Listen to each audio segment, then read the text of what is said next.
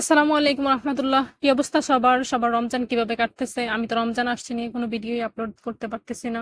আমার তো রমজান আলহামদুলিল্লাহ অনেক বেশি ভালো কাটতেছে। অনেকদিন যেহেতু আমি কোনো ভিডিও দেই না, তো ভাবলাম যে আমি একটা ব্লগ শেয়ার করি আপনাদের সঙ্গে। এই ভিডিওটা হচ্ছে চতুর্থ রমজানের দিন করা। আমি হচ্ছে ভোর রাত থেকে ব্লগটা শুরু করি। প্রথমে হচ্ছে ঘুম থেকে উঠে সেহারি খেয়ে নেই, খেয়ে হচ্ছে তারপর নামাজ পড়ে ঘুমিয়েছিলাম। ঘুমিয়ে উঠে হচ্ছে আমি ঘুম থেকে উঠে আমার ছাদে চলে আসি মুরগিগুলোকে খাবার দেওয়ার জন্য।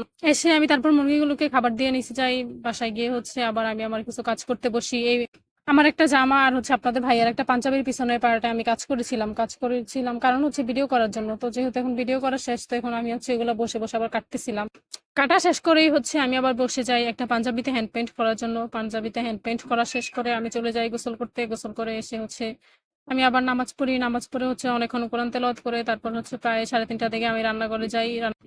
তো প্রথমে আমি ভাবলাম যে আগে ইফতারের আয়োজনগুলো শেষ করে আমি হচ্ছে বুটগুলো বাগার দিয়ে নেই। বুটগুলো হচ্ছে আগেই সিদ্ধ করে আমি ফ্রিজে রেখে দিয়েছিলাম। বুটগুলো ভেজে নিয়ে তারপর হচ্ছে আমি পেঁয়াজ ও আলুর চপ আর বেগুনি বানিয়ে নেই। ইফতারি বানানো শেষ করে তারপর আমি হচ্ছে রাতের রান্নাটা বসিয়ে দেই। আমি শাক দিয়ে আর শুটকি দিয়ে রাতের জন্য রান্না করেছিলাম, প্লাস সঙ্গে ছিল হচ্ছে কলা দিয়ে আর রুই মাছ দিয়ে।